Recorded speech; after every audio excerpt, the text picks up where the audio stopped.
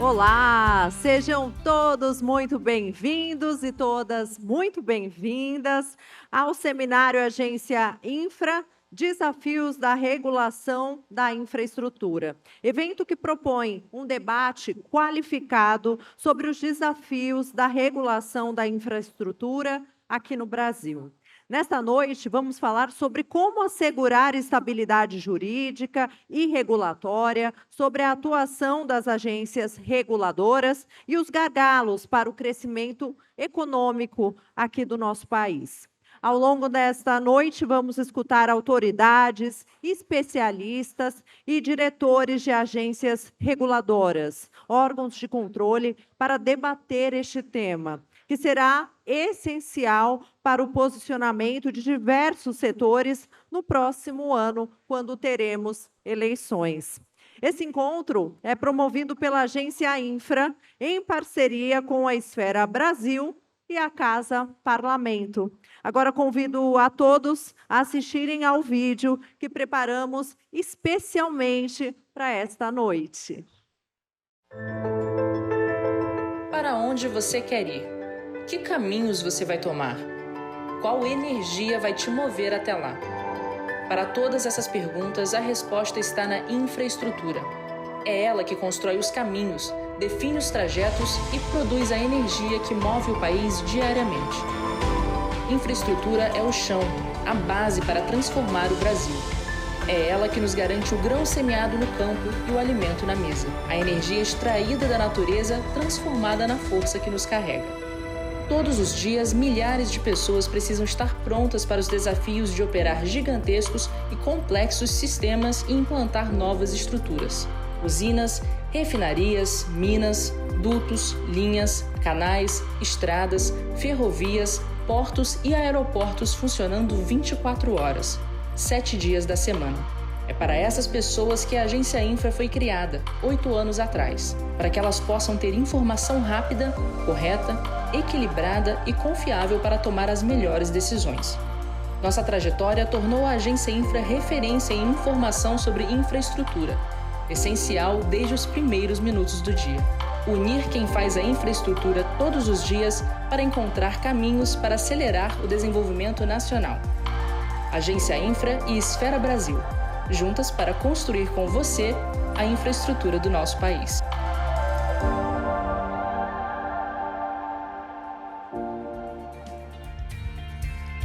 A infraestrutura está em tudo, né? Esse vídeo foi apenas um spoiler do que teremos nesta noite. E antes de darmos início ao nosso evento, queremos agradecer aos nossos patrocinadores. Muito obrigada, Âmbar Energia, Enel, SEDAI, Confederação Nacional dos Transportes, CNT, e Secretaria de Ambiente e Sustentabilidade do Rio de Janeiro. Nosso muito obrigada. E agora convido ao palco para algumas palavras de boas-vindas o Jimmy Amora, fundador e diretor da Agência Infra.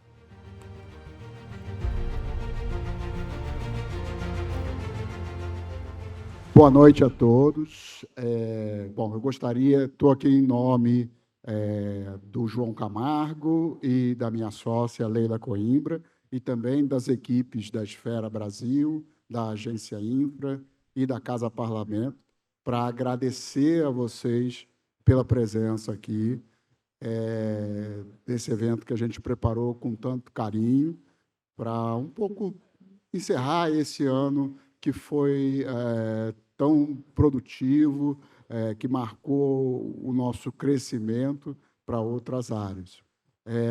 Queria que vocês pudessem se aproximar aqui um pouco mais, porque nós vamos convidar os ministros para estarem aqui conversando com vocês, apresentando por que, afinal, a regulação de infraestrutura é tão importante, né? A gente vai ter a visão deles, que são os gestores dos contratos, quem quer fazer as coisas acontecer, e também dos reguladores, né, os diretores de agência, que depois, em seguida as palavras deles, vão estar aqui comigo para conversar sobre esse tema. Então, eu passo a palavra novamente para a nossa mestre de cerimônias. Agradeço pela presença de vocês e vamos dar seguimento ao nosso evento. Muito obrigado.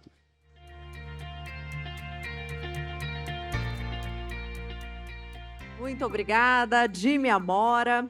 Bom, já vamos então compor a nossa mesa de abertura. Convido ao palco o ministro dos Transportes, Renan Filho. Seja muito bem-vindo, ministro. O ministro de Minas e Energia, Alexandre Silveira.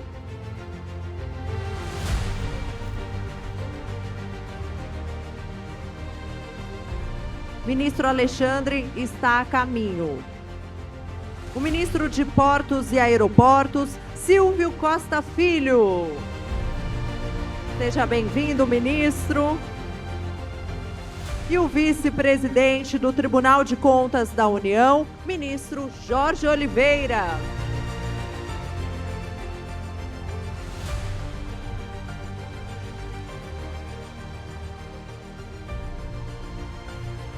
Sejam todos muito bem-vindos. Já vamos começar. Já passo a palavra para o ministro Jorge Oliveira.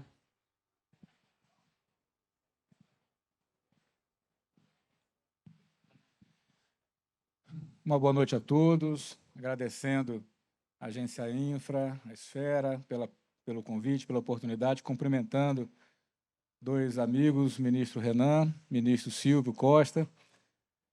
Cumprimento aqui também João Camargo. Obrigado pela gentileza do convite.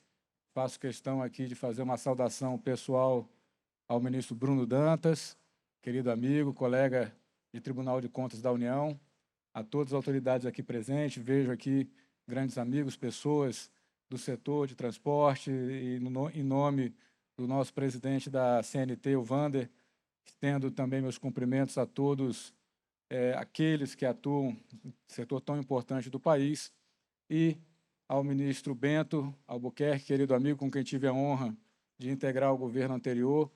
Satisfação em vê-lo num evento como esse. Muito obrigado.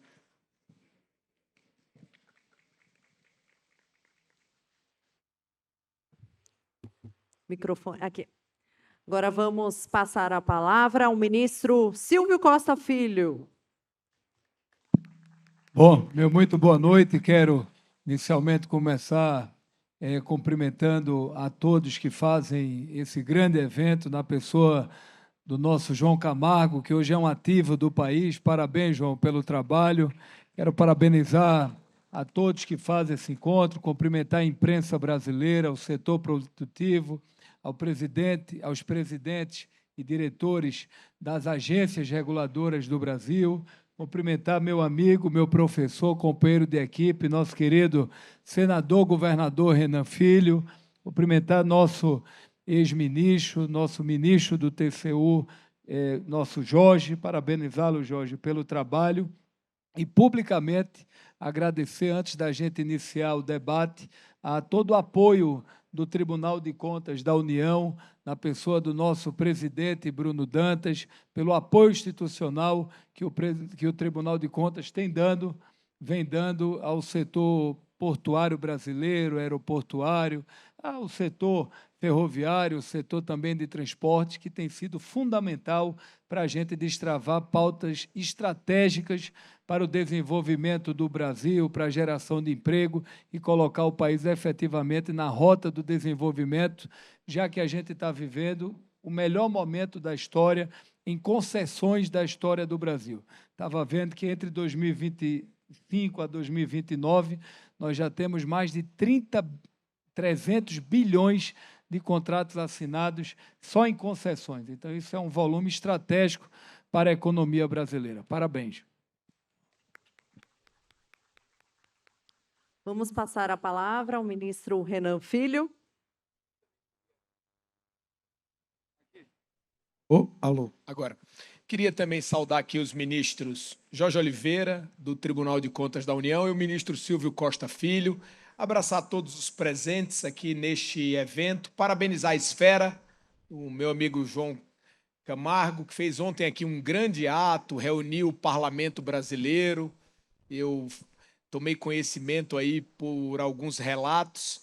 Abraçar carinhosamente o Bruno Dantas, ex-presidente do Tribunal de Contas da União, e uma das pessoas que foi super responsável, Silvio, pela modificação do entendimento, o apartamento entre o litígio e o entendimento, o acordo, o consenso. Bruno, isso certamente ficará registrado na história do direito público administrativo do Brasil, a sua passagem à frente do Tribunal de Contas da União por conta dessa modernização.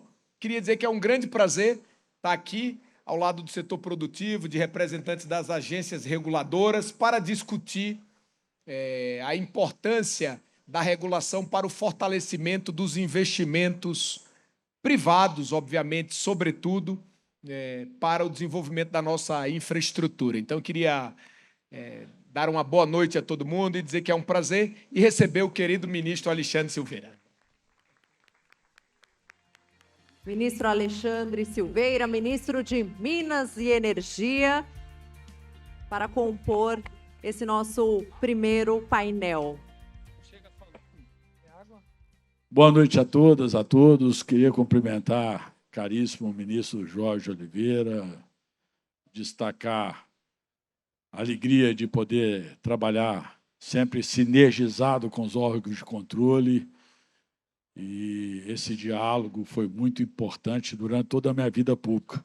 Eu tive o desafio, hoje, sob o comando do ministro Renan, de muito jovem, aos 31 anos de idade, dirigir a maior autarquia do país, que está sob a subordinação do ministro Renan, que é o DENIT, no primeiro mandato do governo Lula, no momento de transformação, porque ali nós estávamos saindo do antigo DNR para o DENIT.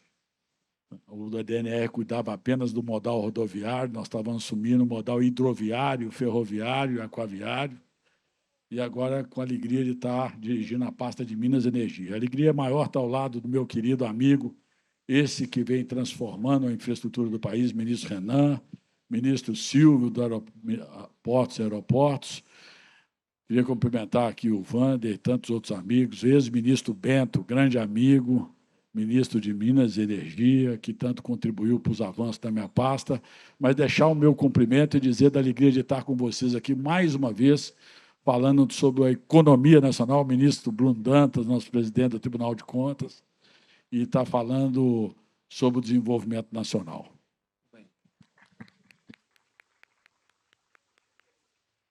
Bom, o nosso painel que abre aqui o seminário Agência Infra, ele fala sobre os desafios da regulação da infraestrutura no nosso país. Então, o que a gente pode esperar da infraestrutura para o crescimento do nosso país? Quais são os maiores obstáculos? Começando pelo ministro Jorge Oliveira. Se quiserem vir até o púlpito, fiquem à vontade.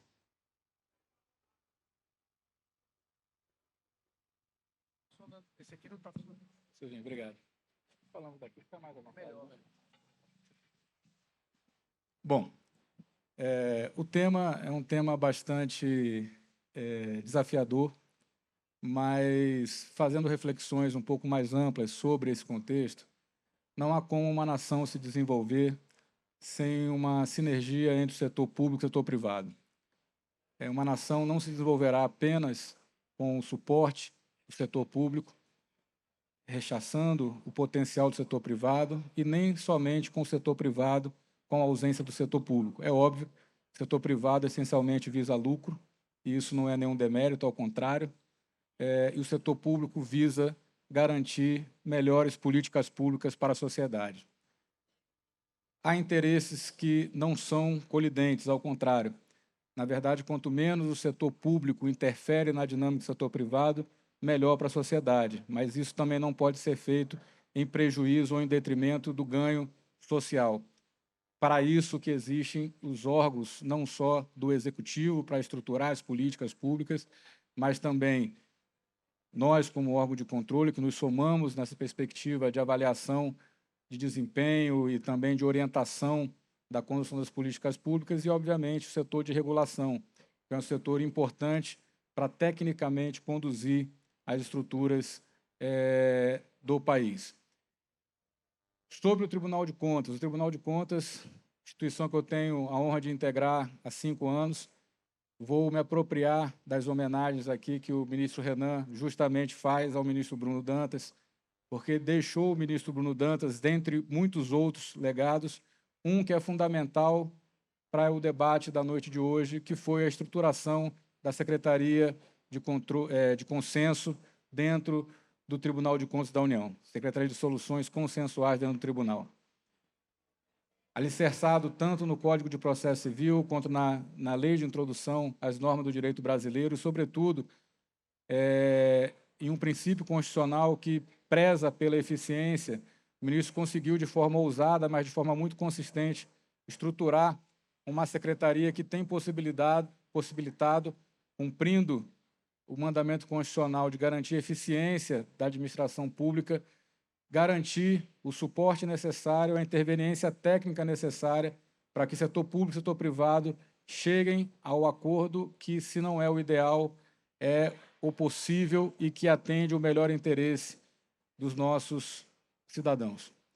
A Secretaria de Solução Consensual, ela modifica um estigma de um órgão de controle que era conhecido pelo gestor apenas como um órgão que apurava responsabilidades e punia gestores. Na prática, nós, quando estávamos do outro lado do balcão, quando passei pelo Executivo e tive a honra de passar pelo Executivo, nós tínhamos a visão de um órgão de controle, tanto no plano interno quanto na perspectiva externa, que eram locais que detinham servidores de alta capacidade, que sabiam as melhores práticas, como fazer, mas eles deixavam que eu fizesse para depois me informar como eu deveria ter feito.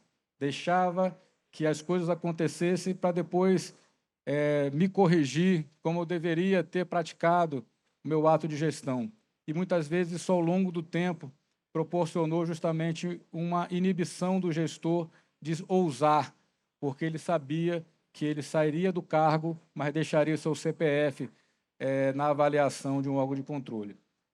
Essa perspectiva já de algum tempo, e felizmente não só no plano do Tribunal de Contas da União, mas nos tribunais de contas estaduais e nos órgãos da administração tem se modificado. O Tribunal de Contas hoje conta com um quadro de servidores de mais de 2.000 auditores e técnicos, um concurso extremamente difícil, mas que possibilita trazer capital humano que hoje na administração pública federal está entre os mais qualificados. Então, detém o tribunal secretarias específicas, no caso aqui de infraestrutura, que se divide nas áreas de portos, aeroportos, rodovias, ferrovias, concessões, e essas estruturas elas têm trabalhado muito proativamente, trabalhando com os gestores, orientando os gestores antecipadamente, prevenindo, alertando riscos e construindo melhores soluções para a administração. Não há por que o tribunal, de maneira cômoda, apenas se limitar literalmente a um comando constitucional e legal que nos determina apurar responsabilidades e punir, sem deixar de cuidar com a efetividade daquilo a que nós nos propusemos a fazer, que é garantir melhores políticas públicas. Então, como somos guardiães do bom uso do recurso público, por que não, nesse locus de conhecimento que reside no tribunal, que já sabemos e praticamos dia a dia as melhores práticas, estarmos ombreados com os gestores e construirmos melhores soluções. Isso o tribunal tem feito. Então, sai de uma função que muitas vezes é necessária de apuração e responsabilização, mas também para uma função de orientação, uma função de caminhar junto, de construir junto as soluções. E mais se soma, numa perspectiva mais ampla até, de trabalhar na via da consensualidade na administração, que tem permitido destravar grandes projetos no país. Então, esse legado, eu faço questão de, em nome do ministro Bruno Dantas, que é o grande protagonismo dessa estrutura no tribunal, deixar esse recado como membro da nossa Corte de Contas, o presidente Vital do Rego, que hoje o tribunal é muito mais um parceiro da gestão e tem construído as melhores soluções junto com os gestores. Muito obrigada, ministro Jorge Oliveira, vice-presidente do TCU.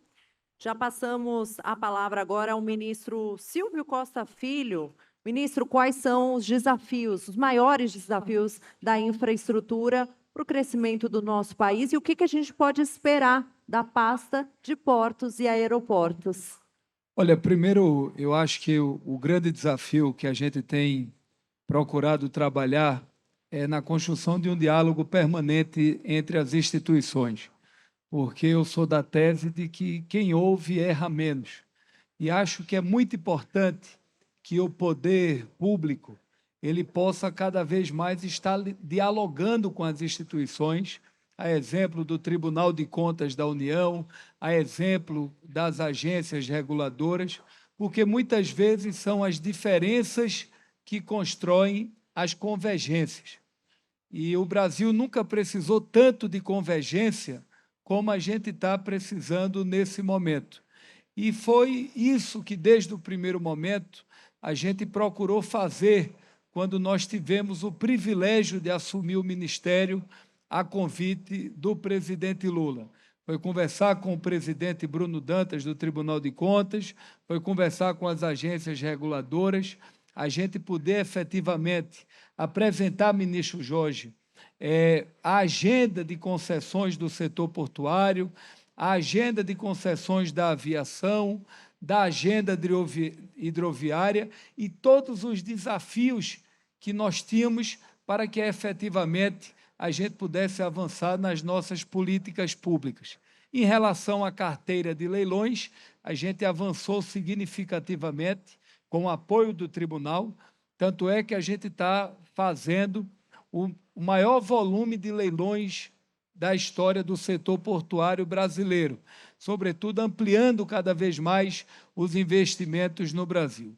Segundo, a necessidade que nós tivemos, após um processo de pandemia que foi muito doloroso para o Brasil, nós tivemos que muitas das concessões aeroportuárias que foram pensadas lá atrás, elas tiveram que passar por um plano de repactação, de reequilíbrio, para que a gente pudesse efetivamente buscar soluções. E foi aí que o Tribunal de Contas entrou, não com um papel institucional meramente de criticar ou de fazer observações de ações investigativas ou de fazer qualquer movimento, de certa forma, para gerar qualquer dificuldade ou impedimento de soluções. Pelo contrário, eu acho que o Tribunal de Contas da União buscou um caminho estratégico que foi atuar de maneira pedagógica.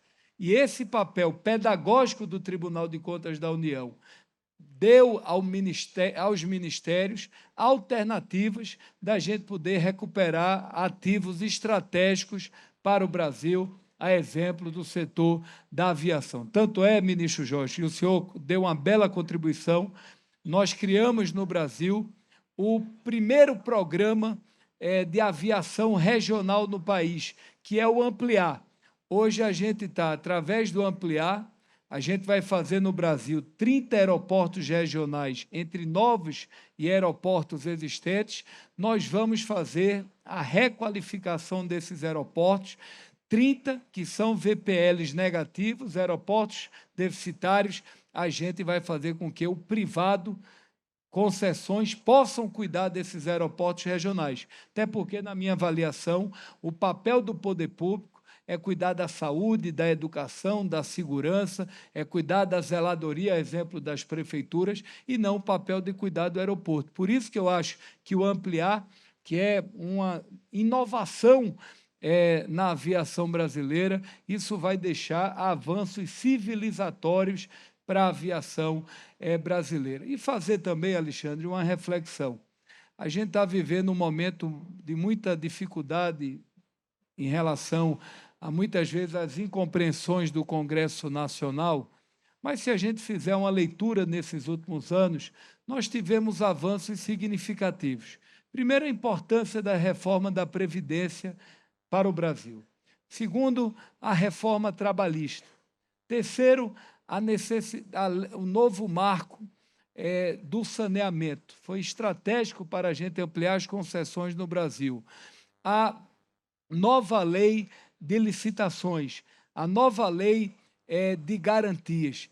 reforma tributária, fundamental para a gente poder dar segurança jurídica àqueles empreendimentos que precisam de previsibilidade para investir no nosso país. E, mais do que isso, a ampliação do grande volume de investimentos que a gente está tendo através da carteira de crédito, porque hoje, cada vez mais, o mundo quer, o setor produtivo mundial, eles querem projetos, o Brasil tem. Querem projetos que dialogam com a sustentabilidade, o Brasil tem.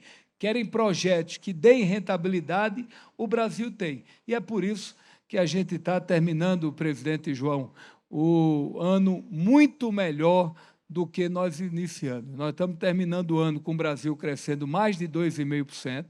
Nós estamos terminando o ano com a inflação controlada. Nós estamos terminando o ano com a sinalização de queda de juros para 2026. Nós estamos terminando o ano com o Brasil saindo do mapa da fome. Nós estamos terminando o ano com o Brasil com ampliação no aumento da renda do brasileiro em mais de 9%.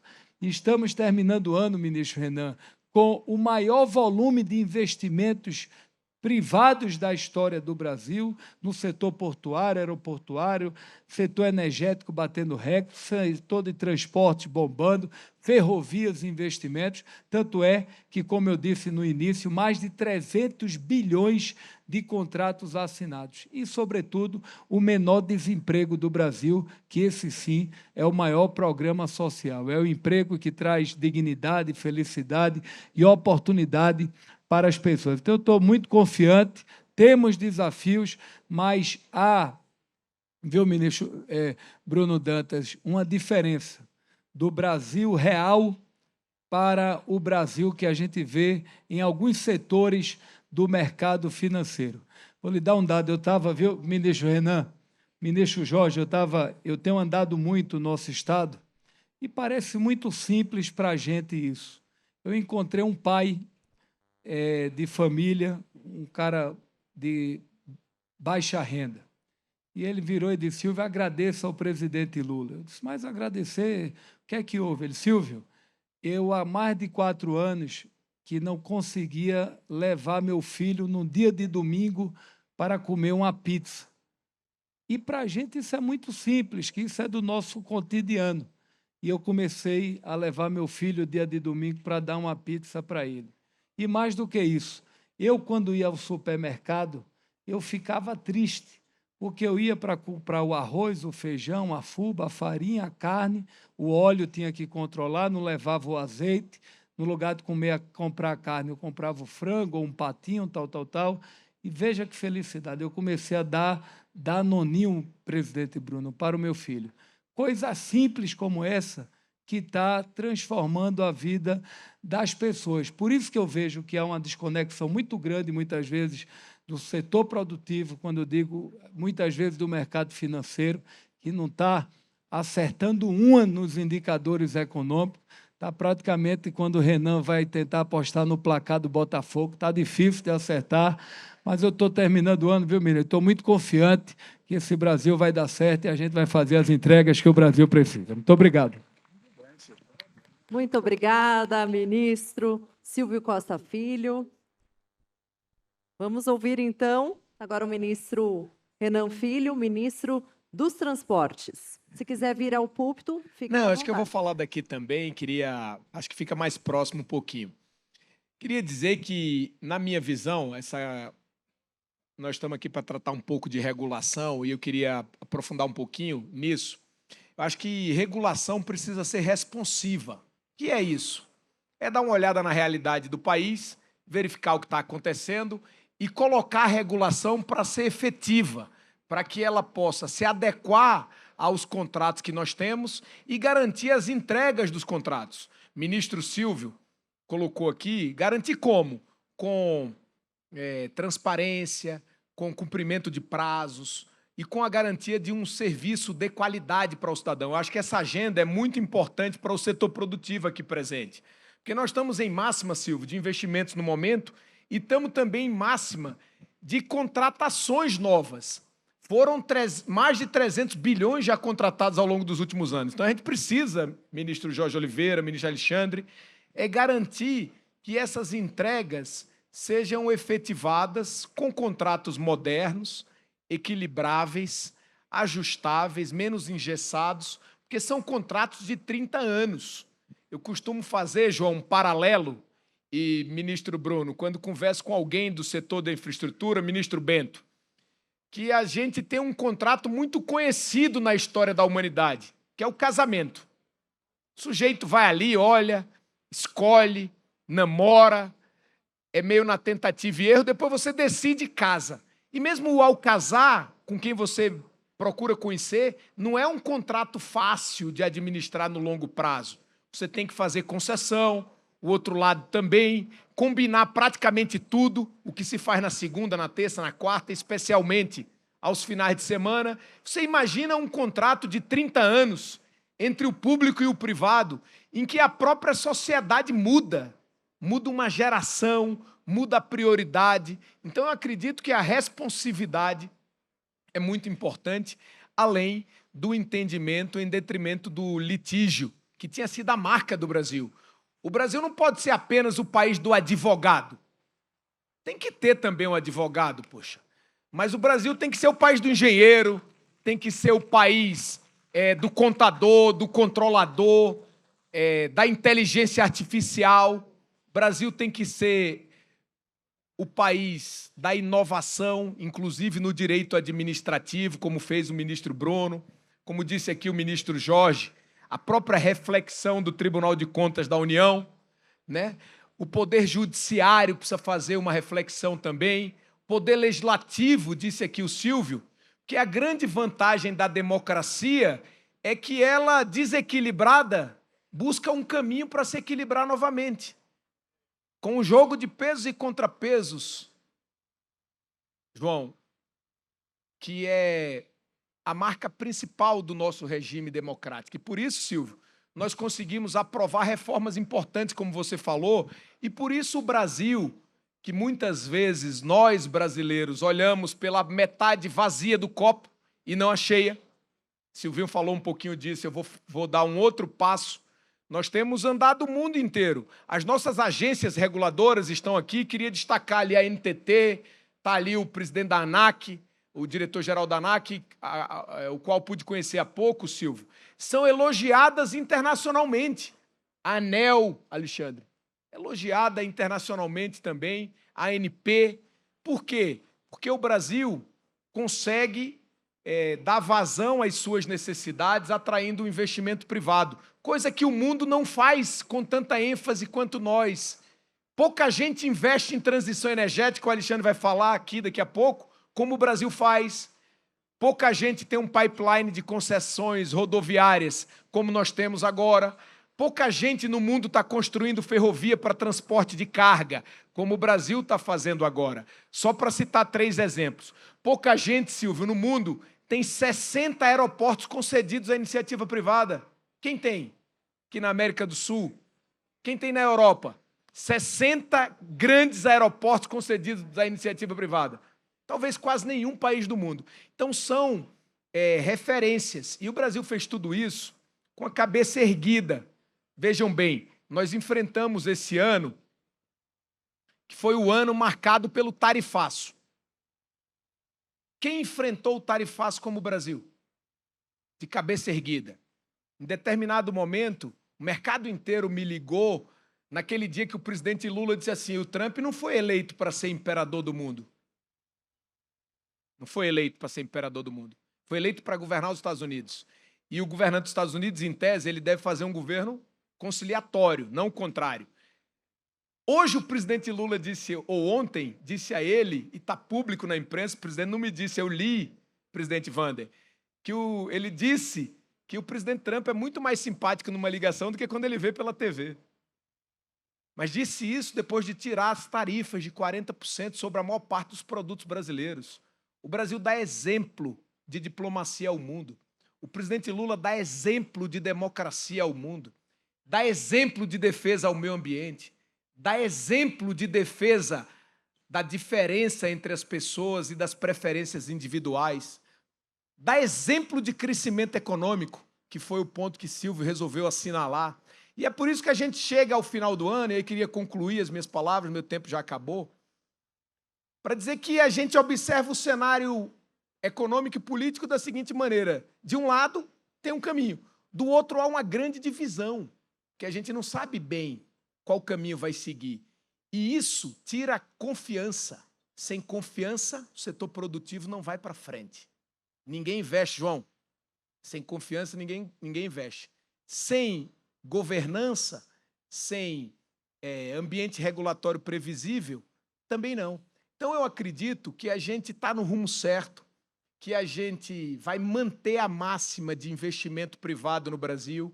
Nós, do Ministério dos Transportes, fizemos 22 leilões de concessão rodoviária ao longo desses últimos 3 anos, e vamos fazer mais 14 o ano que vem, só em concessões rodoviárias. Está ali o diretor-geral da NTT, que sabe bem o que significa isso. O ambiente está eufórico. Fizemos 21 leilões com 16 ganhadores diferentes. Antes, não tinha nem investidor. Tinham 2 empresas no Brasil apenas. A gente ficava catando o investidor. Hoje, com todo o respeito, o investidor está andando atrás da gente, porque nós temos o maior pipeline de projetos do mundo, Alexandre. Então, essa é a realidade do Brasil. O Tribunal de Contas da União foi fundamental e nós vamos manter a confiança no investimento. Vou pegar um pedacinho do que Silvio disse para terminar, porque os nossos projetos, eles são, primeiro, rentáveis. Mesmo com a taxa de juros a 15, o sujeito topa investir.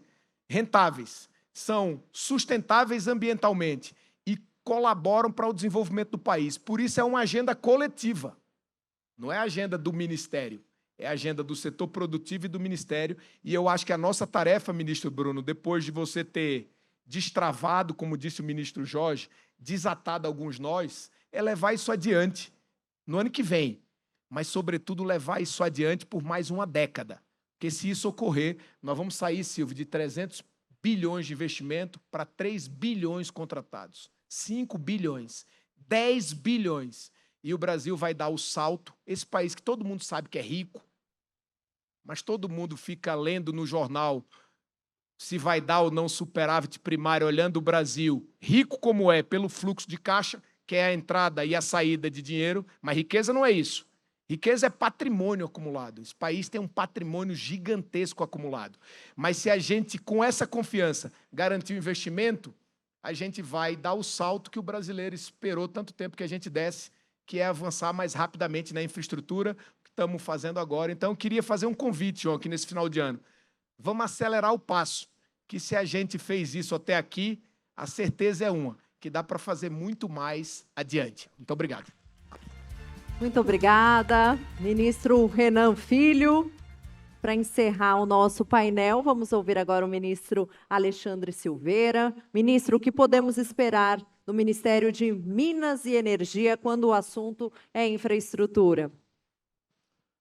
Muito bem, só para complementar aqui os cumprimentos, cumprimentar a Ana, queria cumprimentar a Camila, em nome dela estender os cumprimentos a todas as jornalistas e jornalistas aqui presentes. Todos sabem da minha reverência, do meu respeito à imprensa nacional.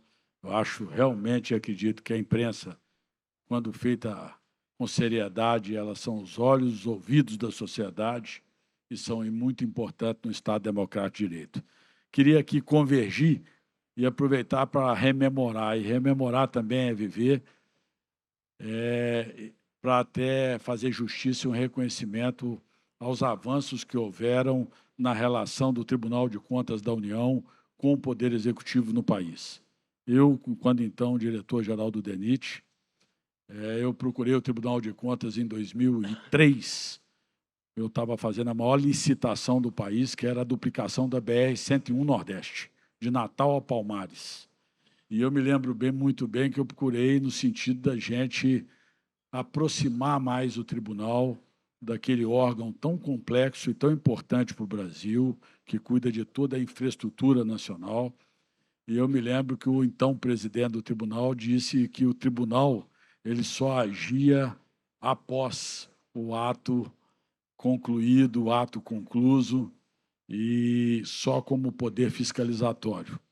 E aí, eu, como gestor, naturalmente, inseguro, no órgão que estava iniciando um processo e recebendo os outros modais, eu tinha que me proteger e o fiz oficiando o próprio presidente que me negou a auditoria prévia que eu pedia naquela licitação, e ele, naturalmente, recebendo o ofício nos termos que recebeu, e eu demonstrava a fragilidade do órgão para então avançarmos, ele resolveu e mudou a postura e mandou a SESEX de consenso para fiscalizar aquela licitação. E, graças a isso, nós fizemos uma licitação com 300 milhões de reais, era uma licitação de 1 bilhão e 600, 300 milhões de reais a menos, o que permitiu que a gente fizesse com transparência, com menor custo para o povo brasileiro. E agora não. Depois de 20 anos, eu voltando a Brasília no Executivo, eu vejo o avanço que houve na mentalidade do tribunal, e aí, mais uma vez, cumprimento a liderança do ministro Bruno, mas estendo esse avanço a todo o Tribunal de Contas da União. Isso é fundamental para que o tribunal, previamente, de mãos dadas com o Executivo, consiga o melhor custo-benefício para o consumidor. Eu sou daqueles, e a maior parte da minha vida pública teve no Executivo. E a minha sobrevivência foi exatamente por essa sinergia com os órgãos de controle, CGU, TCU, Ministério Público Estadual, Ministério Público Federal, já que eu passei também em órgãos estaduais importantes, como Secretaria de Saúde e Secretaria de Gestão Metropolitana no governo Anastasia, e isso é fundamental para que a gente possa buscar a prevenção na aplicação dos recursos públicos tão fundamentais para o país. Dizer que esse tem sido o desafio, talvez o desafio mais contundente ou mais vigoroso da minha trajetória, já que o Ministério de Minas e Energia, completamente diferente de outros ministérios, é um ministério formulador de política pública e que é órgão supervisor de 8 empresas públicas federais, a maior empresa do país, que é a Petrobras, é o órgão que tem 3 agências reguladoras e uma autoridade nacional, que é a Autoridade Nacional Nuclear, recém-criada, que substituiu a antiga CNEM e que vai cuidar de todo o setor nuclear do país, graças à lei de 2021, que teve muito mérito o Ministério de Minas e Energia na época, aqui representado pelo ministro Bento e para a nossa secretária executiva Marisete. E setor tão fundamental para a segurança energética do país, e eu tenho destacado isso. Um país que tem, ministro Jorge, é a 7ª reserva de urânio do mundo, com apenas 30% do nosso subsolo conhecido, que detém a tecnologia para a produção do combustível nuclear, que já produziu 2 grandes usinas nucleares, que é a Angra 1 e a Angra 2, e precisa, na minha avaliação, e eu apresentei isso ao CNPE, concluir a Angra 3, nós não podemos ter a Angra 3 no ponto que está, mas concluir modernizando a sua gestão da empresa eletronuclear, para que nós tenhamos segurança para poder fazê-lo de forma mais convergente e mais eficiente com o poder público.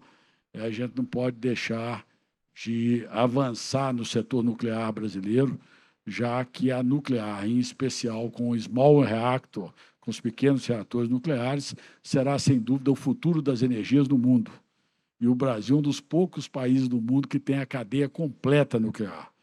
Dizer que a regulação ela é fundamental, e no mundo inteiro, a segurança jurídica, previsibilidade, segurança, e o Brasil tem, como nenhum outro país, a América do Sul, estabilidade política, o que está faltando no resto do mundo. O resto do mundo está em conflito, e o Brasil tem segurança e estabilidade política. A nossa região tem estabilidade política. Então, nós somos solo fértil para investimentos globais. E aí eu quero destacar e fazer justiça com a liderança internacional que tem o presidente Lula. eu tive alegria, já que o mundo das energias é um mundo que ultrapassa as fronteiras do país, de acompanhar o presidente Lula em 22 viagens internacionais e mais de 80 reuniões bilaterais com os maiores líderes globais. E pude ver com que altivez ele defende a soberania nacional, defende os investimentos para o Brasil.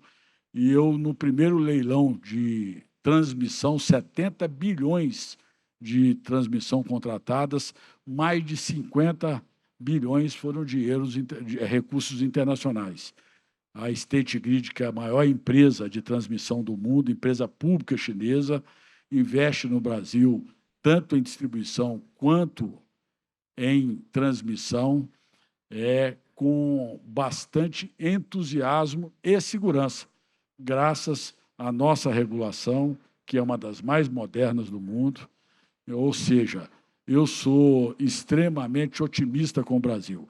Apesar de ser um ministério regulatório, é um ministério que, sob a sua responsabilidade, está mais de 40% da economia nacional.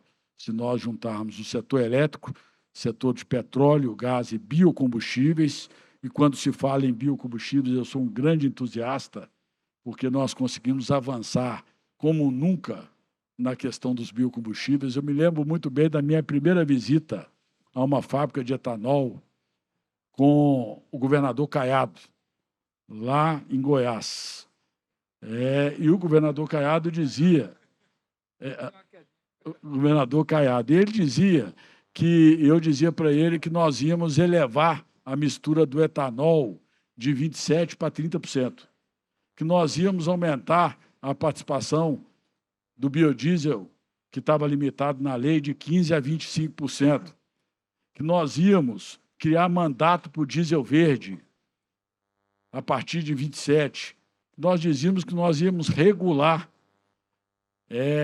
o PL da eólica offshore, que nós dizíamos que nós íamos criar a captura e estocagem de carbono na lei do combustível do futuro. E ele dizia: ministro, eu lutei por isso que o senhor está sonhando em fazer, a minha trajetória inteira, tanto quanto deputado federal, quanto quanto senador.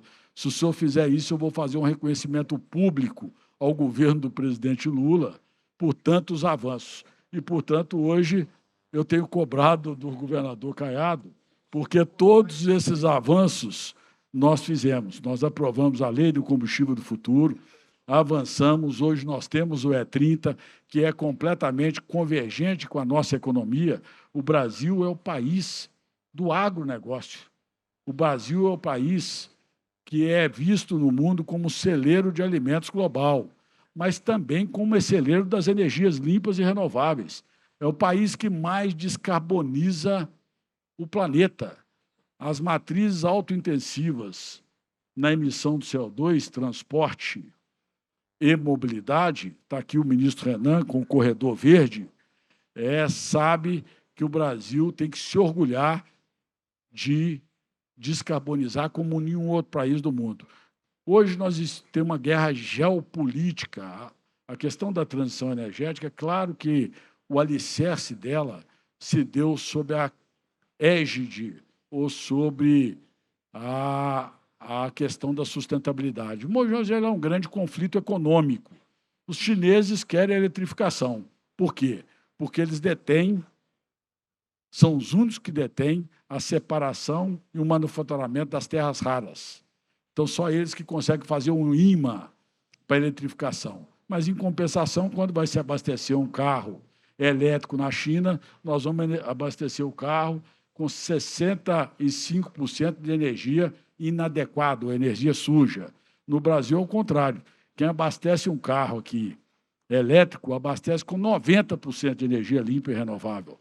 Graças ao que nós investimos em transmissão.